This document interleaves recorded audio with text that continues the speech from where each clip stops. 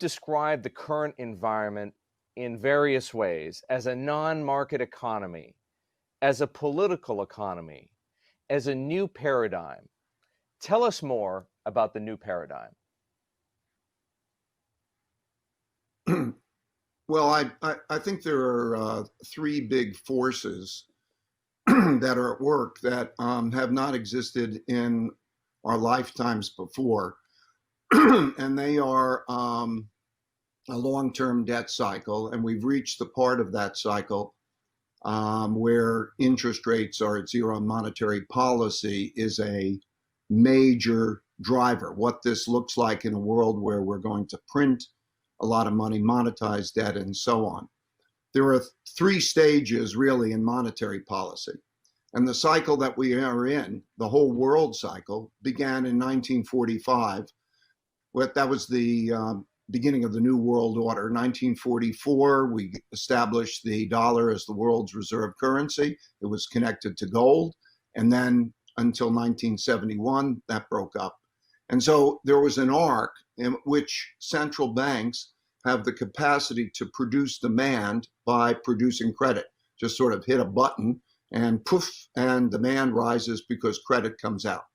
But when interest rates no longer are effective and hit zero, as they did in 2008, you go to a monetary policy, which I call monetary policy 2, which is the printing of money and the buying of financial assets. And with that, there was the implications of that. Lots of liquidity in the world, bidding up asset prices. And we had an environment which was very good for capitalism, corporate tax cuts. All of that caused asset prices to rise. And then, of course, it also contributes to the wealth gap.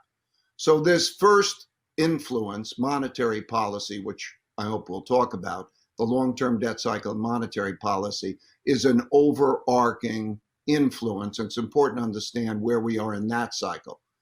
Related to that cycle is also the wealth gap cycle, periods of prosperity that occur after wars, during periods of peace. There are periods of peace because there's a dominant power that no one wants to fight, and you have a prosperous period. And during those periods, there's a lot of development of credit, a lot of also expansion of prosperity and so on, technology development, and that creates wealth gaps.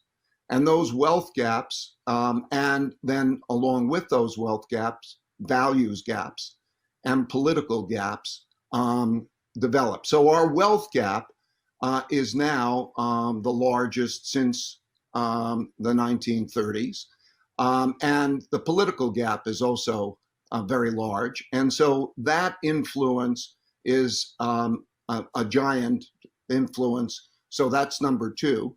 And then number three, as the major influence, is the rise of a great power to challenge the existing world leadership of the United States. And these cycles have happened over periods of time. That competition, that wars of various types, trade wars and the like, is another factor. So those factors are in place and were in place before we had the coronavirus. The coronavirus came along and is a knockback, and it has big financial implications.